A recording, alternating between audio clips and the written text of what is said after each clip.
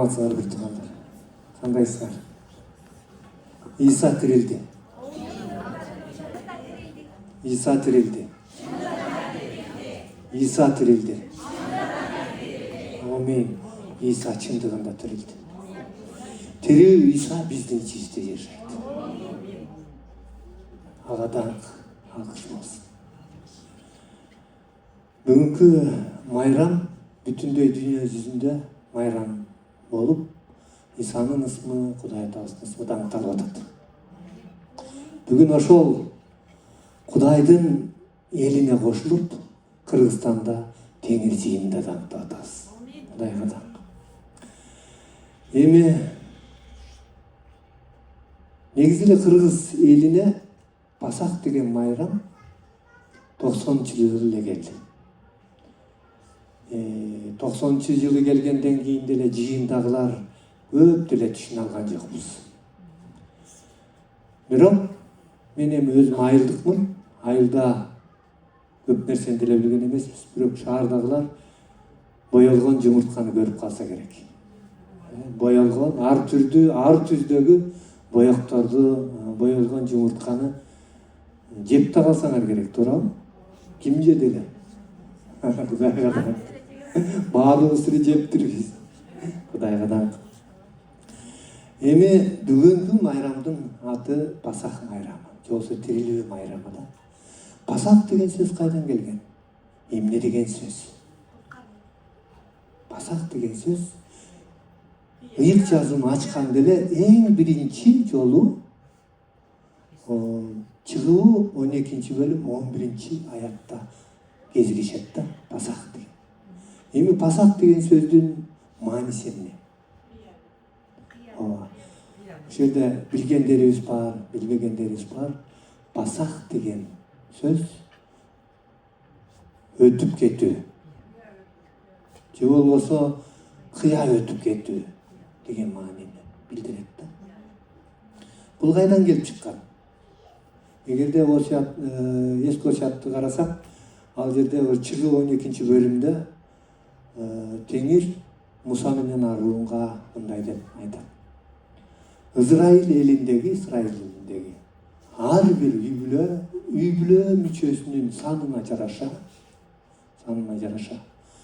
бир козу союп, анын каны менен кашектин эки тарабын боеп, маңдайчасын боеп коюш керек. Эми ошол козу кандай козу болуш керек эле? Төкөр эмес, сокур эмес, котур эмес, эмне дейт? Кемчиликсиз дейт. Кемчиликсиз козу болуш керек. Андан кийин айтат, ал эркек козу болуш керек деп жазылат да. Анан ошол козуну союп, үй бүлө мүчөсү аз болсо, кошуна колоңдор менен чогуу туруп, ошол козунун этин отко бышырып, анан баардыгын жеп бүтүш керек, калганын өрттөш керек болгон. Анан эң негизгиси бул жерде дагы ошол козунун каны маанилүү болгон. Анткени ошол учурда Кудай өзүнүн, мындайча айтканда, чечимин, же болбосо чыгарган өзүнүн аткарам деген ой тилегин аткарыш керек болгон. Анткени ал айткан, кимде-ким ошол күнү козунун канын кашегине сүйкөбөсө, алар да кошо Мисирдеги эл менен кошо өлүп калышы мүмкүн болгон да. Ошондуктан өлүм периштеси келип эшиктеги, кашектеги канды көргөндө андан кыя өткөн үйдө өмүр болгон. Аякта өкүрүк болгон эмес. Ал эми кашегинде каны жоктоктун үй бүлөсүнө өлүм кирген. Алардын ошондо Мисир элинин тун уулунан малынын төл башына чейин Кудай кырам деген, өлтүрөм деген да. Эми ошол майрамды ыйык жазууда айтат, майрамда кылат. Ошол майрамды майрам деп атат. тирилүү майрамы. Ошондуктан Иса курмандык козусу бул туурасында жакан жакшы айтат да. Жакан чөмүлдөрүчү. Эсиңердеби? Исанын келатканын көргөн жакан чөмүлдүрүп аткан да элди. Исаны көрүп мына дүйнөнүн күнөөсүн мойнуна алган курмандык козу деп айткан. Кудайга ошол Исанын курмандыгы аркылуу мына биз ушул жерде өмүргө ээбиз. Биз тирилүүгө ээбиз. Машаякчылардын ишениминин негизи же болбосо өзөгү 3 нерсеге көз каранды. Ишенимди. Биз Исанын айкаш чыгашта өлгөнүнө ишенебиз. Аны көргө койгонуна ишенебиз. Анан 3-чү күнү тирилгенине ишенебиз. Машаякчы ушул ишенимдеги машаякчы. Мына өткөндө жакында эле мындай окуя болду. Тууганым деп койсом болот, досум деп койсом болот, телефон чалат. Телефон чалып, эсеке сен ден соолугуң кандай деп. Мен ден соолугумду сураган сүйлөшүп калдык. Ал айтат, сен дагы кандай жаңылыктарың бар дейт анан. Эми бул жекшембиде биз Исанын тирилүү майрамын майрамдайбыз десем башкача болуп кетти да. Башкача болуп, өңү бузулуп, ичинен ушундай күлкү болуп атат да, ичинде мындай мазактагандай сыяктуу күлкү, бирок өңүнөн көрүнүп турат да. Бул дүйнө көп нерсени түшүнбөйт. Бул дүйнө бизди мындай айнып калган адамдардай санашат да. Бирок чыныгы ишеним Исада. Иса аркылуу өмүргө ээ болот ар бир адам. Бир учурда Нухту да шылыңдашкан. Айткан, ой, бул чал айнып калган турбайбы? Айнып калган турбайбы? Же асмандан бир тамчы жамгыр жаабаса же тамчы суу тамбаса. Бул кандай неме? Кеме куруп аткан деп шылдыңдашкан. Бирок учуру келди. Нухтун эле үй бүлөсү куткарылып, башкалары топан суу менен кыйрады.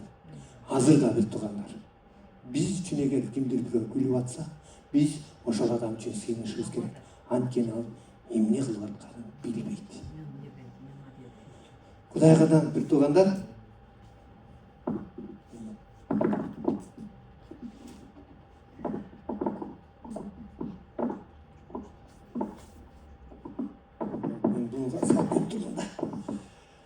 анда эмесе бир туугандар, бүгүнкү биздин сөздүн темасы Иса тирилди.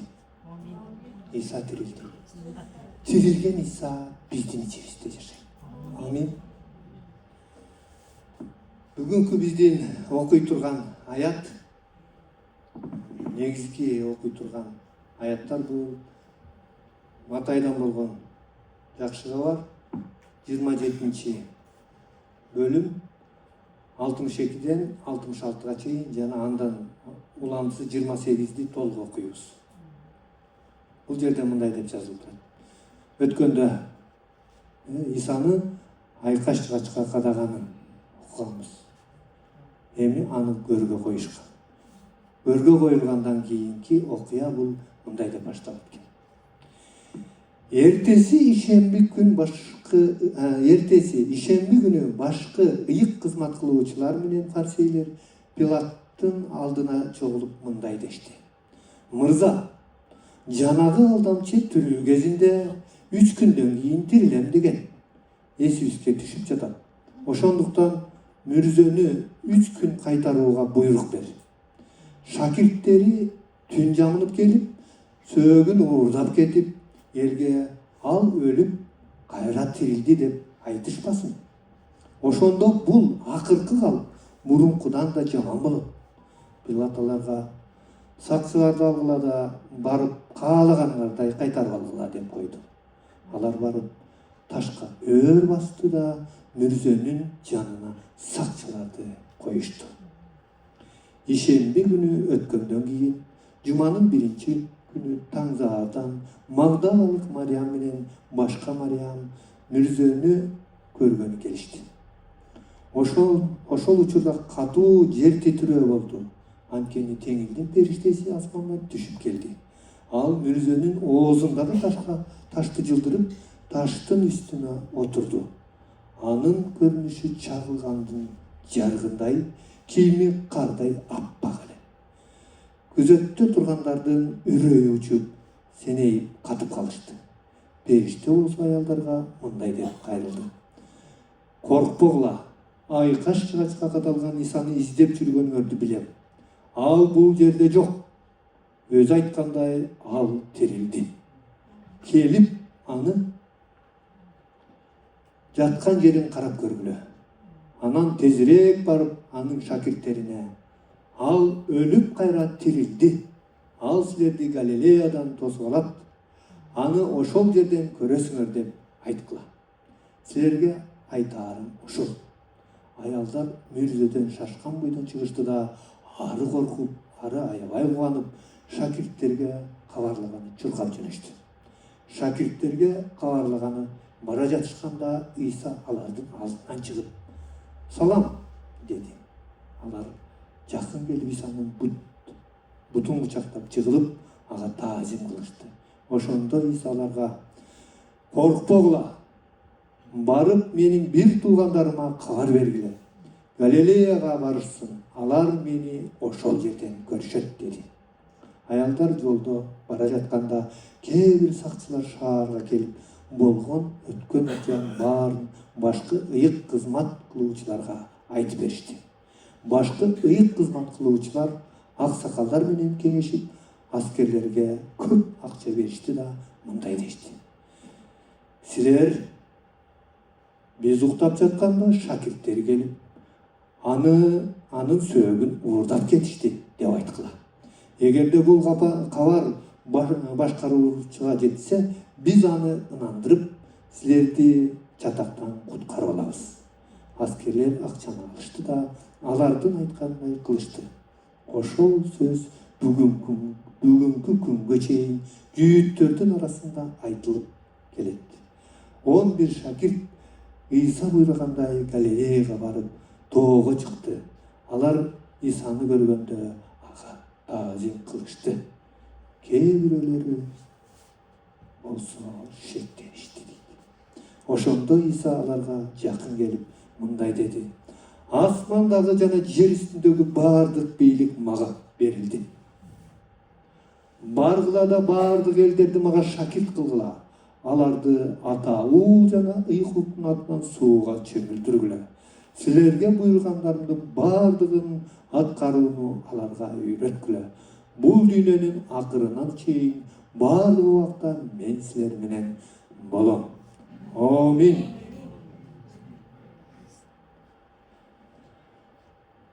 Туугандар, ушул окуя бул дүйнөнүн куткарылып калышы үчүн Кудайдын бул дүйнөгө берген өзүнүн курмандыгы. Ушул аяттарда 27ден 28 бөлүмдөрдү окуп отурсаң, мындай башка жакшы кабарларга караганда, негизи Матай мындай кылган экен. Матай Исанын кыйналганын көп чагылдырган. Анын азап тартып атканын, кыйналып атканын, анын ошо сурап атканын, сурак жүргүзүп аткан учурун бүтүндөй жазып берген. Бирок Исанын тирилүүсү кичине эле кыска жерге жазылган, байкасаңар. Бирок ошол кыска жерде чоң бир Кудайдын батасы жатат турган. Мен ошол аяттарды негизинен бир 5 кичи бөлүктөргө бөлүп койдум. Биринчи Матайдан болгон ушул 27-ci bölüm 62-ден 66-га чейин кайра мындай карасак, мындай дейт да: эртеси ишемби күнү башкы ыйык кызмат кылуучулар менен фарисейлер Пилаттын алдына чогулуп мындай дешти: мырза, жанагы алдамчынын тирүү кезинде 3 күндөн кийин тирилем дегени эсибизге түшүп жатат.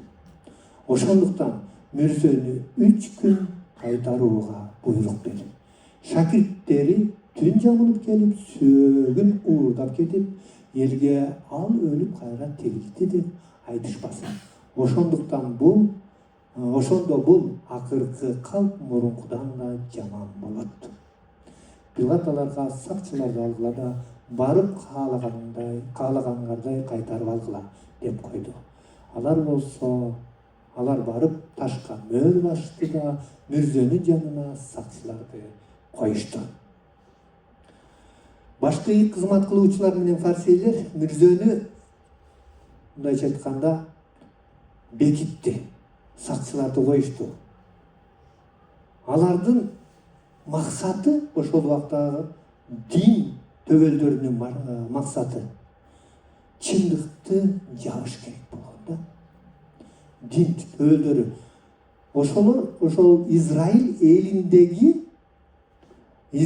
элинин Кудай менен мамилеге келтире турган бул дин. Же болбосо ошол жердеги ыйык кызматчылар болгон. Бирок алар чындыкты билбептир. Алар чындыкты басмырлап, аны басышты каалады. Бирок кыргызда жакшы сөз бар го, ак ийилет бирок сынбайт дейт да. Бул Кудай атанын мээрими, сүйүүсү ушу Исада болгон, бирок алар чындыкты басканды каалашкан да. Адамдар Кудайдын ишин токтотууга аракет кылган ушул жерден көрүп атабыз да. Эгерде Кудайдын адамзаттын куткарылуу планына эгерде мындай көз салып карасак, ошол куткарылуу планын шайтан кандайдыр бир жол менен адамдарды колдонуп тоскусу келген. Эгерде ошону Исанын төрөлүүсүнөн эгерде баштап карап көрсөк, бул Матайдан болгон жакшы бар 2:13-тө шайтан Ирод падышаны колдонуп, аны өлтүргүсү келген. Эсиңердеби, Андан ары карап көрсөк, Иса бой жетип кызматка келер алдында чөлдө сыноо болот. Чөлдөгү сыноо, Ошол жерде дагы биз карасак, бул Лукадан болгон жакшы бар 4-бөлүм 9-аятта мындай дейт да. Ошондо шайтан дейт, аны Иерусалимге алып барып, ибадатканын төбөсүнө тургузуп мындай деди: эгерде сен Кудайдын уулу болсоң, анда ушул жерден боюңду таштап жибер. Бул жерден шайтандын аны өлтүргүсү келгенин да көрөбүз да. Ал куткарылууну, адамзаттын куткарылуусуна тоскоол болуп аракет кылып атканын көрөбүз. Ошондой эле Ишая пайгамбар мындай дейт да. Ушул Исанын кыйналышы жөнүндөгү пайгамбарчылык кылганда Иса мындай деген экен да. Иса жөнүндө Ишая мындай деп пайгамбарчылык кылган экен. Эгерде карап көрсөк, Ишая 53-баптан 1-12 чейин карасак, ушул жерде Исанын азап тартуусу болгон да. Көрсө, шайтан Кудайдын эркин аткарганга аракет кылып атыптыр да. Шайтан ойлогон, Исаны өлтүрсөм, куткарылуу токтойт, бүтүндөй адамзаттагы күнөөкөрлөр менин кулум болот деп ойлосо керек да. Бирок Исанын өлүшү, айкаш-чыкашта азап чегүүсү бул Кудайдын планы болгон. Шайтандын да, адамдардын да планы болгон эмес. Бул Кудайдын планы болгон да. Бул туурасында Ишая пайгамбар мындай деп пайгамбарчылык кылган экен да. Үйгө барганда окусаңар болот, мен баарын окубайм. 1-бөлүмдөн 12-ге чейин окусаңар болот. Бул жерде мен бир аяттарды алып мындай түшүндүрмө катары окуп берейин. Бул пайгамбарчылыктарда мындай дейт: ал Иса биздин күнөөлөрүбүз үчүн жарадар болду. Биздин мыйзамсыздыгыбыз үчүн кыйналды. Кой сыяктуу союлууга алып барылды дейт да. Көрсө, Исанын өлүшү Кудайдын эрки болгон. Дүйнөнү куткарып алыш үчүн кун төлөнүш керек болгон. Ошондуктан бул Кудайдын эрки. Кээ бир туугандар жолу башында биз ишенчүргөн учурда мындай деп: Иса эми Кудай аны өлтүрбөй эле, мындай эле куткарбаса болмок. деген ойлор айтылчу да. Бирок ыйык жазуу айтылат. Кун төлөнмөйүн, кан төгүлмөйүн күнөө кечирилбейт. Бүтүндөй адамзаттын күнөөсүн жалгыз ошол курмандык козу болгон Исанын каны аркылуу гана куткарылууга мүмкүн болгон.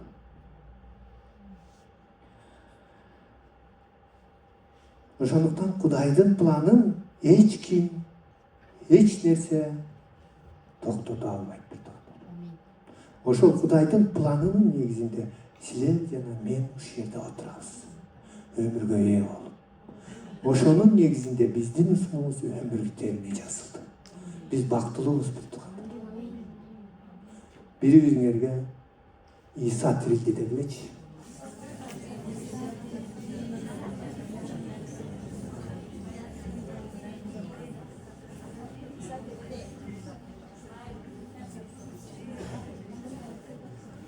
Кудайга даңк. Иса тирилди деп айтканда экинчи адам чынында тирилди. Чынында тирилди. Кудайга даңк. Ушул жерде турган азыр биздин коноктор, жаңы келгендер бар, мурунтан бери келип биздин арабызда отурган бир туугандар бар. Силер үчүн Иса теңир айкаш чыгашта өлгөн, өргө коюлган жана тирилген. Алмаз. Сен үчүн Иса айкаш чыгашта өлүп, үчүнчү күнү тирилген. Ага сен ишенишиң керек. Ишенсең өмүргө ээ болосуң. Отур алай. Отур. Забурда мындай дейт да, Забур 15:10. Анткени сен менин жанымды өлгөндөр жаткан жайда калтырбайсың дейт. Өз ыйыгыңдын чирүүсүнө жол бербейсиң деп жазылат Забурда. Бул ким тууралуу жазылат? Бул жерде Исанын тирилүүсү жөнүндө жазылып атат да. Исанын тирилип кетери туурасында жазылып атат. Матайда 12:40 баары жакшы билгендей Жунус пайгамбар Ниневияга барбайм деп качып атып, балыктын ичине кирип кеткен. Билесиңерби? Аякта канча болду эле? 3 күн, 3 түн. Аяк жак аябай комфортный болсо керек да. Бирок бул жерде Иса дагы 3 күн, 3 түн деп айтсак, 3-чү күнү Иса тирилди. Жунус пайгамбар ошо чоң балыктын ичинен чыккандай өлүм Исаны кармай алган жок. Ал тирилип кетти. Бүгүн да адамдар Исаны четке кагышы мүмкүн. Бул эми муну далилдештин кереги жок. Ар бирибиздин бир туугандарыбыз бар. Алар канча жылдан бери сыйынып келе атабыз, канча жылдан бери айтып келе атабыз. Алар турган жеринде турушат. Жылайын деген ой жок. Бирок ишенимди Кудай берет. Биз алар үчүн сыйынып атабыз. Анткени дүйнө жүзүндө 8 миллиард адам болсо, ошолор үчүн мурунку өлүп кеткен миллиард үчүн дагы, андан кийинки өлүп кеткен миллиардтар үчүн дагы, азыркы миллиардтар үчүн да Иса өлгөн, тирилген. Исага ишенген адам гана эмне болот экен? Алда тирүү болот. Алда өмүргө ээ болот. Ошондуктан Иса тирилди бир туугандар. Муну биз жүрөгүбүздүн түпкүрүнө салып алышыбыз керек. Анткени биздин жүрөгүбүздүн төрүндө ким отурат? Тирилген Иса отурат.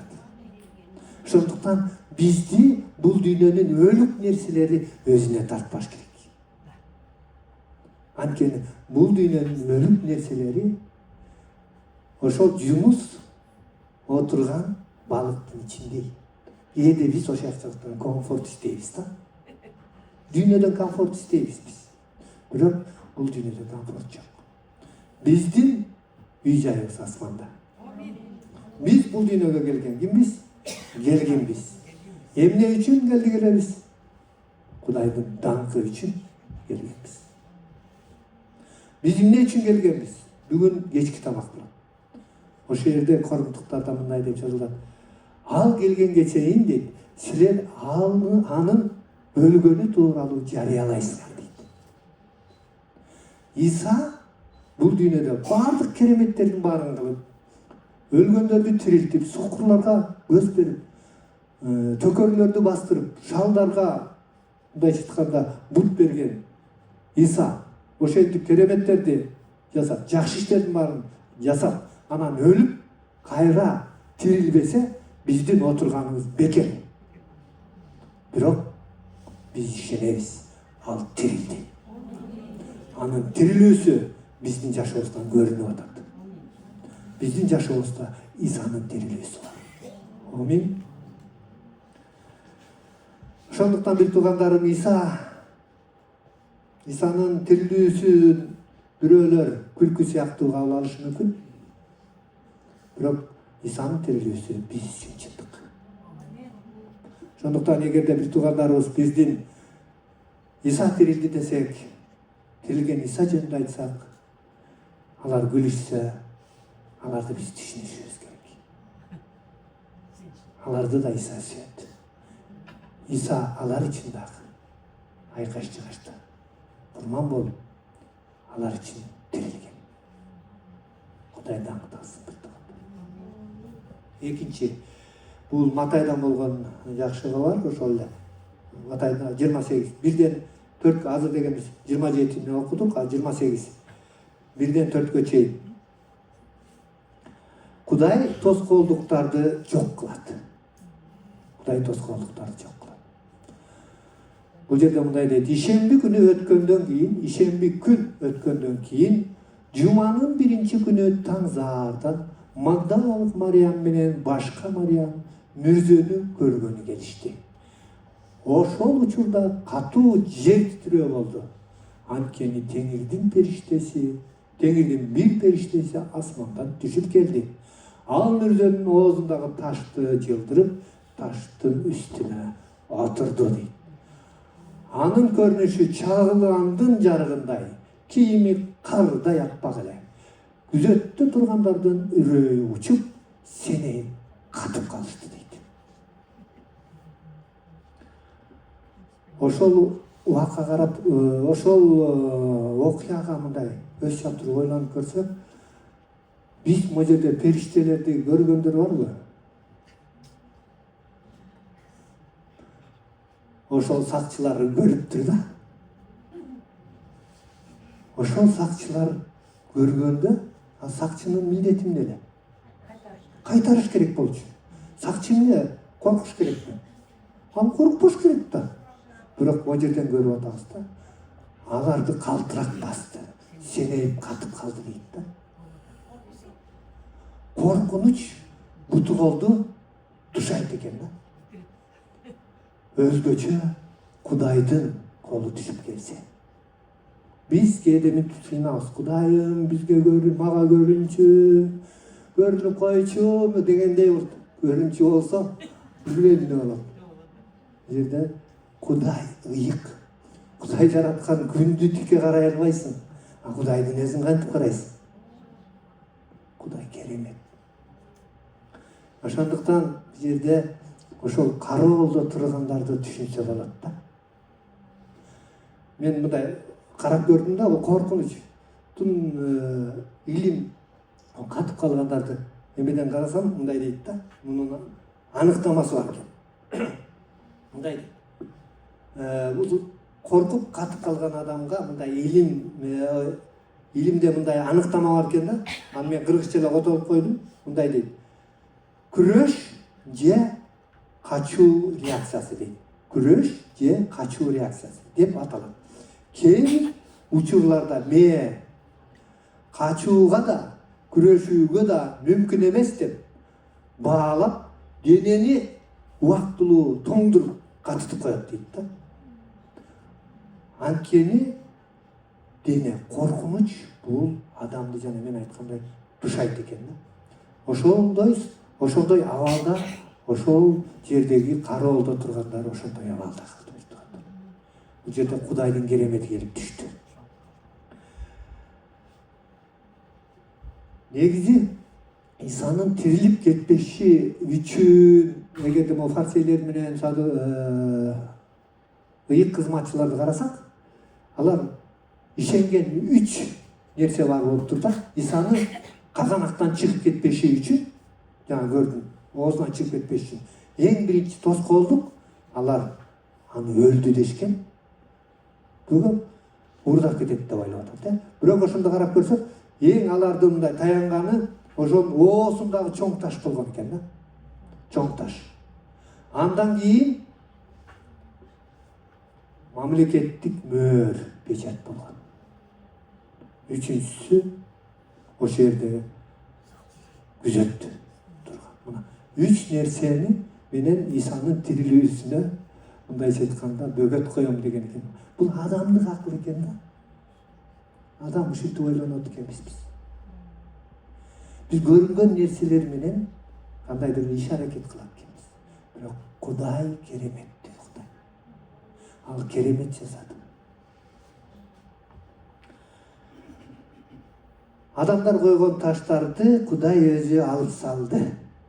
Өлүм да, мөөр да, сакчылар да, кыскасы эч ким эч качан Исанын тирилүүсүнө тоскоолдук боло алмак эмес. Эми бир туугандар, кимибиздин жашообузда азыр ушундай жалгыз иш болуп атат.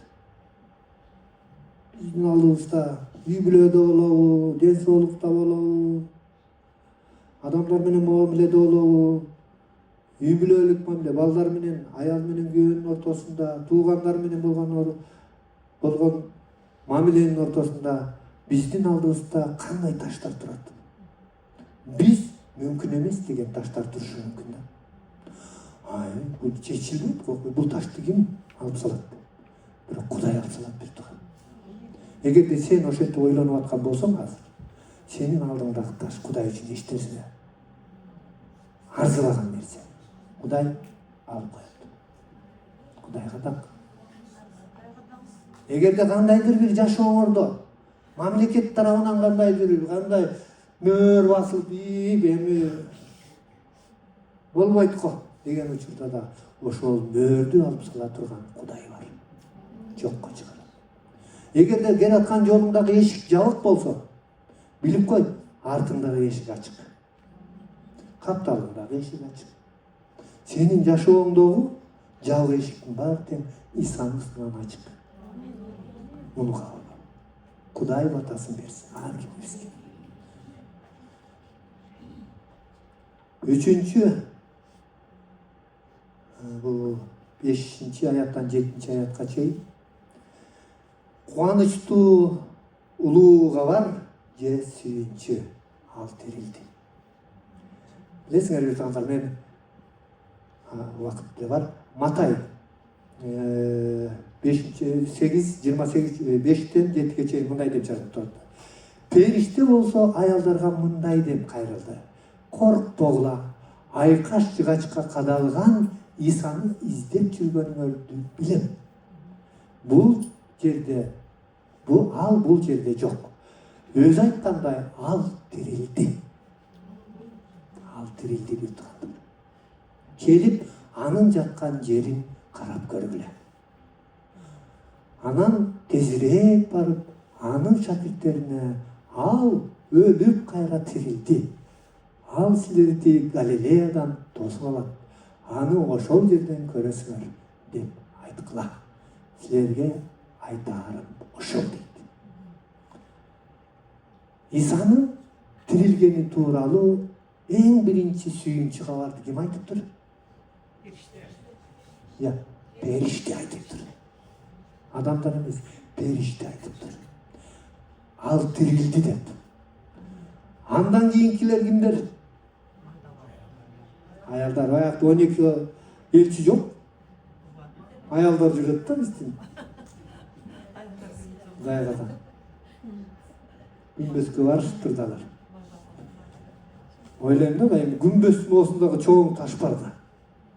Башка жакшы көрдө айтат, баратышып, тигил ташты ким жылдырып берет, деп айткан жери бар да. Багыштар аякка баратышат. Карап көрсөңөр, Исаны көргө коюп атканда да ошол жерде турушкан. Эми таң заардан мындайча айтканда мүрзөгө келатат.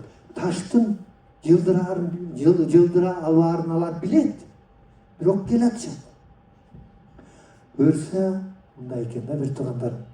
Мен ушул айымдарга, эжелериме, апаларыма, карындаштарыма, кыздарыма айткым келет. Силер Кудайдын колундагы чоң ийгисиңер. Ошондуктан кылып аткан кызматыңар Кудай үчүн, жыйын үчүн абдан баалуу.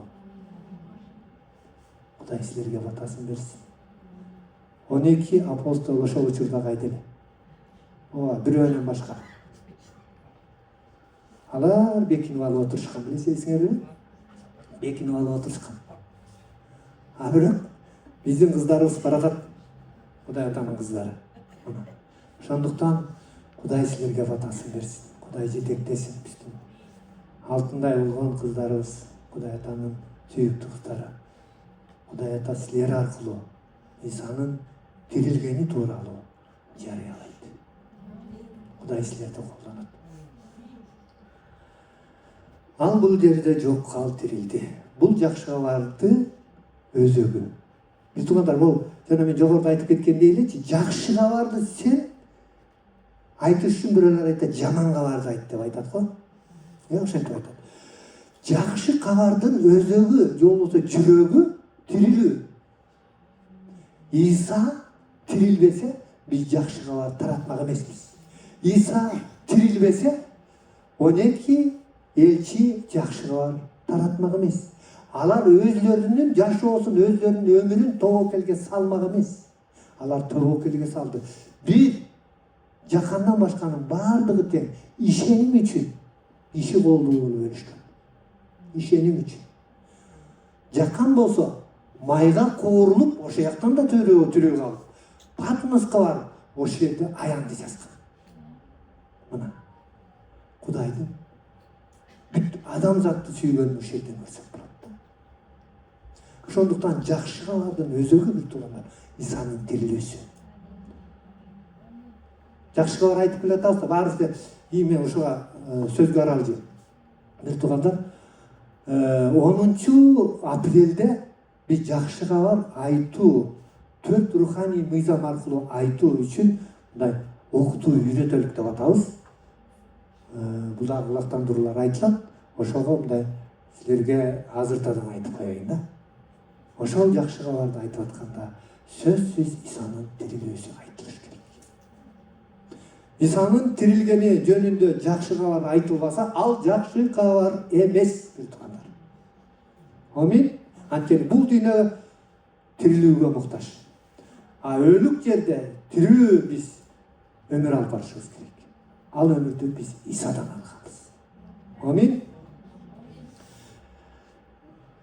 Иса жөн гана өлгөн жок, ал тирилди. Демек, күнөө жеңилди, өлүм жеңилди, үмүт бар, бир туугандар. Биздин үмүтүбүз Иса. Амин. Иса биздин ордубузга өлгөн Кудайдын курмандык неси? Козусу. Пасах козусу сыяктуу Иса. Ал күнөөлөр үчүн курмандык болду. Иса Машаяк ал ар бир адам үчүн өлдү. Анын рассасына карабай, анын өңүнө, түзүнө, улутуна, социалдык абалына карабай, Иса өзүн курмандыкка берген жана тирилген. Ошондуктан бүтүндөй адамзат куткарылыш керек. Бир тууганым, сен куткарылсаң, үй бүлөң куткарылат деп турат. Сен тирүүсүң, сен аркылуу ишенбеген бир туугандарың тирилет. Амин. Биз аяка жарык болушубуз керек. Кудайдын жетеги баш керек. 4-чү 28:8-10. 28-ci bölüm 8-ci ayattan 10'a çekin. Ayalдар мүрзөдөн шашкан бойдон чыгышты да, ары коркуп, ары аябай кубанып, шакирттерге кабарлаганын чуркап жөнөштү. Шакирттерге кабарлаганып бара жатышканда, Ыйса алардын алдынан чыгып, "Салам" деди. Алар жакын келип Исанын бутун кучактай жыгылып, ага таазим кылышты. Ошондо Иса аларга коркпогула. Барып менин бир туугандарыма кабар бергиле. Галилеяга барышсын, алар менен мен ошол жерде көрүшөм деди. Иса Мариямдарды көргөндө, эки Мариямды көргөндө эң биринчи сөзү не болду? Шалом, тынчтык. Бир туугандар, Иса бизге тынчтык каалап атат. Тынчтыгын кабыл аладык. Анткени ошол убакта оор абал болуп турган, бирок Иса өзүнүн тынчтыгы менен келди. Тынчтык кимдерге биринчи келиптир? Биздин Мариямдарга келиптир. Ошол тынчтыкты Мариямдар алып алып, анан 12 элчиге алып келиптир. Экинчи сөзүм эмне болду? Коркпогула дейт. Бул да бизге Кудай айтып атат. Кызым, уулум, мен сага тынчтык кылдым. Коркпо. Андан кийинки сөзүчү Иса шакирттерине эмне деп айтып атат? Бир туугандарыма дейт. Биз көптө окуп атканда айтабыз, аларды апостол дейбиз, элчилер дейбиз, шакирттер дейбиз. Иса бул жерде шакирттерим менин бир туугандарыма кабар бер дейт. Иса бизди бир туугандай көрөт. Биз Кудайдын балдары, кыздарыбыз. Иса биздин улуу агабыз. Биздин таянарыбыз барбы? Үйдөн деле окуп жүргөндө билесиңерби? Тентек балдар болот да. Соолуп койсо агам айтам. Айтам багама. Абам айтам, байкем айтам дейт кансаңдар эле. Биздин таянарыбыз, айтаар кишибиз бар. Ал Иса, ал биздин бир тууганым деп атат. Кудайга да. Андан кийин карасак, алар ошол эле биздин эмнени көрүшкөн, аялдар эмнени көрүшкөн бияка жазып койгон. Алар биринчи коркушуптур, бирок чоң кубаныч болуптур алардын ичинде. Алар тирилген Исаны көрүштү. Амин. Чыныгы жолугушуу адамды өзгөртөт да байтугандар. Эгерде мен машаякчы болуп бирок Иса менен жолуга элек болсом, али мен ошонун даамын тата элекмин. Ооба, биз өмүргө ээбиз. Биз кечирилгенбиз. Бирок биз Иса менен болгон мамилеге муктажбыз. Биз качан күндө Иса менен жолугушууда болсок, анда биз өзгөрүүлүүдө болобуз. Эгерде аны кылбай койсок, туугандар, бул дүйнө өзүнүн кайырмагын ыргытат. Жылтыр азгырып кетет сени. Ошондуктан биз таң зардан сыйынып атпайбызбы? Таңкы сыйынууга келип сыйынып атабыз.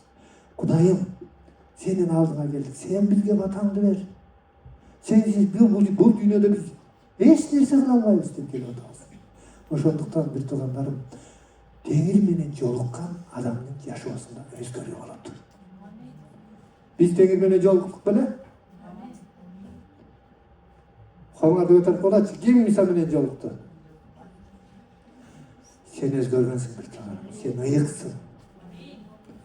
Сен Кудай үчүн абдан кымбатсың да. Мен үчүн Иса өлүп, көргө коюлуп тирилгендей мен ким элем? Бирок Иса ошентти. Ошондуктан биз абдан кымбаттуубуз бир туугандар. Ошондуктан Иса менен тирүү мамиле болсун бир туугандар. Аракет кылалык. Кудай өзү жетектейт. Акыркы чындыкка каршы жалган.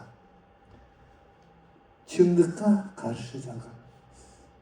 Ак менен кара, кандай десек, ямандык менен жакшылык жамдашып жүрөт дейт кыргыз. Ансар эле чындыктын жанында дайыма жалган жүрөт экен да. Бул жерде мындай дейт. 11-бөлүмдөн 15-аятка чейин. Аялдар жолдо бара жатышканда кээ бир сакчылар шаарга келип, болуп өткөн окуянын баарын башкы ыйык кызмат кылуучуларга айтып беришти. Башкы ыйык кызмат кылуучулар аксакалдар менен кеңешип аскерлерге көп акча беришти да мындай дешти: силер биз уктап жатканда шакирттери келип анын сөөгүн уурдап кетишти деп айткан. Эгерде бул кабар башкаруучуга жетсе, биз аны ынандырабыз. Силерди чатактан куткарып алабыз. Аскерлер акчаны алышты да алардын айткандай кылышты. Ошол сөз бүгүнкү күнгө чейин жүйүттөрдүн арасында айтылып келе жатат дейт. Ошол жалган азыркыга чейин айтылып келе жатат. Уурдап кеткен ал тирилген эмес деген жалган. Аны ыйык жазып коюп атат. Кудай өзү жазып коюп атат. Алардын билбестиктен кылып атканын айтып атат. Ал тирилген, бирок алар уурдап кетти деп коюп атат депчи. Мындай карап эме кылсам, мындай деген сөз бар экен да. Акча сүйлөгөн жерде чындык сүйлөбөй калат дейт да. Акча сүйлөгөн жерде канчалык чындык болсо дагычы ал сүйлөбөй калат дейт. Бул жерде ушул сөз болуп атат да. Аскерлер канча акча берди белгисиз. Бирок аябай чоң акча берсе керек да. Алар алды, алар сүйлөгүс болду, оозтору жапты. Ооз жабаар берип деп коет го, кыргыздар. Тиге мен айтып койбосун, билбейсиң деген сыяктуу аскерлерге ошол дин өкүлдөрү акча берип алардын оозун жапкылды. Чындыкты жабууга аракет кылды. Бирок чындык бойдон кала берет да, биртигандар. Амин. Чындык бар жерде дайыма жалган да жандап жүрөт. Бирок жалган убактылуу, чындык түбөлүктүү. Кудай адам. Анда эмесе биртигандар, биз үчүн өлүп тирилген куткаруучубуз Исаны даңктайбыз. Анын берген улуу тапшырмасы, жыйындын биртигандар улуу тапшырмасы бар. Ал улуу тапшырманы аткарбаган адам болбош керек. Эгерде биз эмеде окусак, акырына чейин окусак, буякта улуу тапшырма жөнүндө мындай деп жазылат да.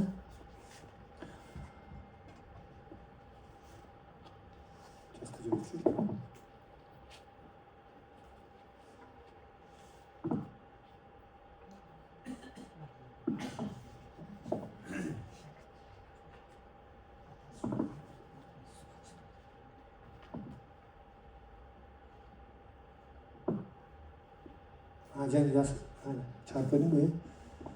Бул жерде мындай деп атат да, 19-да. Өйдөн тұсындағы 18-да құрсын.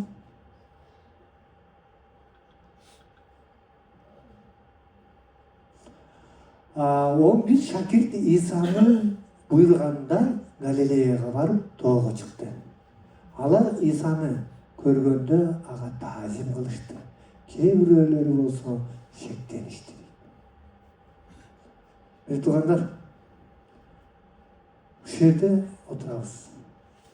Кудай биздин жүрөктү билет. Биз табынууга келдик.